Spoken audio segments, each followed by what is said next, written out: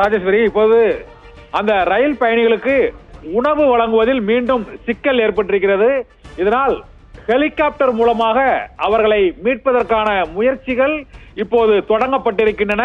வானிலை சற்று சீரானவுடன் தற்போது லேசான மழை பெய்து கொண்டிருப்பதால் ஹெலிகாப்டரை அந்த இடத்தில் இயக்குவதில் சிக்கல் ஏற்பட்டிருக்கிறது. இதனால் அந்த ஸ்ரீவைகுண்டம் ரயில் நிலையம் அருகே ஹெலிகாப்டர் மூலமாக அங்கு சிக்கியுள்ள ரயில் நிலையத்தில் உள்ள 500க்கும் மேற்பட்டோருக்கு இப்போது உணவு பொட்டலங்கள், உடைகள், மருந்துகள் ஆகியவை வழங்குவதுடன் அவர்களை அங்கிருந்து ஹெலிகாப்டர் மூலமாக இன்று இரவோ அல்லது அதிகாலையிலோ மீட்கப்படுவார்கள் என்ற தகவல் அவர்களுக்கு இப்போது தெரிவிக்கப்பட்டிருக்கிறது. இதை தென்னக ரயில்வே அதிகாரிகள் தெரிவித்திருக்கிறார்கள். அங்கு ஸ்ரீவைகுண்டத்தில் கடந்த 20 மணி நேரத்திற்கும் அதிகமாக ஒரு ரயில் பெட்டிகளுக்குள் முடங்கி இருக்கக்கூடிய அந்த பயணிகள் அங்கிருந்து வெளியேற முடியாத அளவுக்கு தண்ணீர் ரயிலை சூழ்ந்திருக்கிறது. இந்த பேரிடர் நிகழ்வில் ஒரு ரயில் மழை வெள்ள நீரால் சூழ்ந்திருப்பது ஸ்ரீவைகுண்டம் ரயில் நிலையத்தில் தற்போது நடந்திருக்கிறது.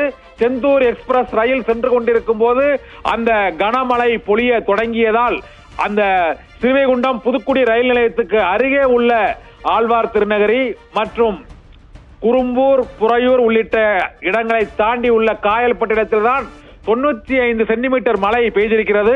அங்கு பெய்த மழை நீர் மற்றும் தாமிரபரணியில் 1 லட்சம் கனஅடித்த வெள்ள நீர், மேலும் கடம்பா குளம் உடைந்தது ஆகிய 3 புறங்களிலும் அந்த ரயில் மழை வெள்ளத்தால் சூழப்பட்டிருக்கிறது.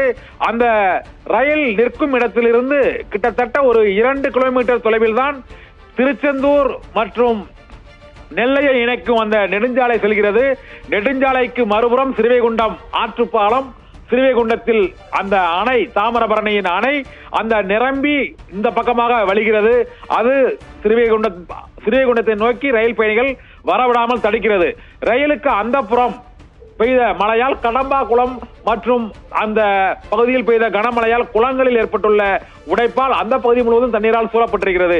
இதனால் தண்டவாளத்திலும் அரிப்பு ஏற்பட்டிருப்பதால் ரயில் மூவ் ஆக முடியாத, நகர முடியாத சூழ்நிலை.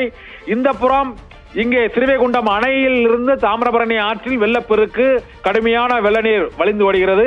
மறுபுறம் கடம்பா குளம் உள்ளிட்ட பல்வேறு குளங்கள் உடைந்திருப்பதால் தண்ணீர் சூழப்பட்டிருக்கிறது.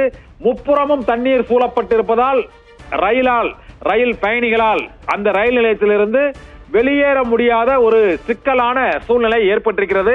அவர்களில் 300 பேர் அந்த பகுதியில் உள்ள ஒரு பள்ளிக்கூடத்தில் மேல் தளத்தில் தங்க வைக்கப்பட்டிருக்கிறார்கள்.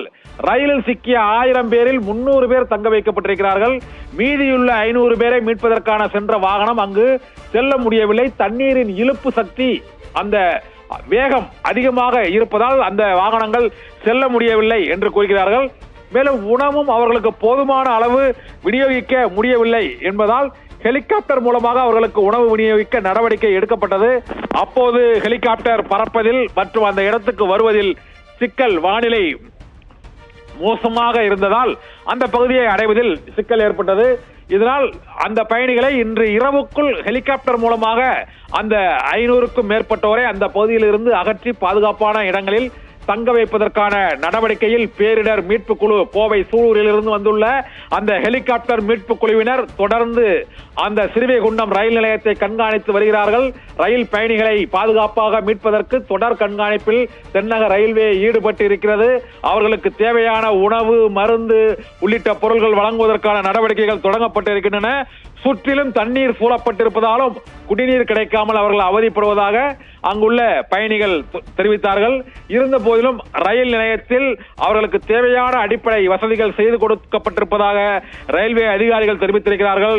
இருந்த போதிலும் ஒரே ரயில் நிலையத்தில் ஒரே பெட்டிக்குள் ஆங்கெங்கே நகர முடியாமல் அவர்கள் முப்புறமும் தண்ணீர் சூழப்பட்டிருக்கக்கூடிய சூழ்நிலையில் ரயில் பயணிகள் ரயில் பெட்டிகளுக்குள், செந்தூர் ரயில் எக்ஸ்பிரஸ் ரயிலில் சென்றவர்கள் இன்று இரவை அங்கு எப்படி கழிக்கப் போகிறார்கள் என்பதுதான் இப்போது திகிலான செய்தியாக இருக்கிறது.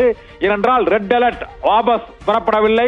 தொடர்ந்து மழை பெய்யுமா பெய்யாதா என்ற அச்சம் இருக்கிறது. 4 புறமும் தண்ணீரால் சூழப்பட்டிருக்கிறது ரயில் தண்டவாளங்கள் மற்றும் ரயில் பாதைகளுக்கு, பெட்டிகளுக்கு அடியே ஆக்ரோஷமாக தாமிரபரணியின் வெள்ள ஆற்று நீர் அங்கு பாய்ந்தோடி கொண்டிருக்கிறது. பெட்டியிலிருந்து கீழே இறங்க முடியாது, ரயில் நிலையத்திலிருந்து ரயிலுக்குள் செல்ல முடியாது. அதனால் நான்கு புறமும் அங்கு மழை வெள்ள நீரால் சூழப்பட்டுள்ள ரயில் சிக்கி இருக்கிறது.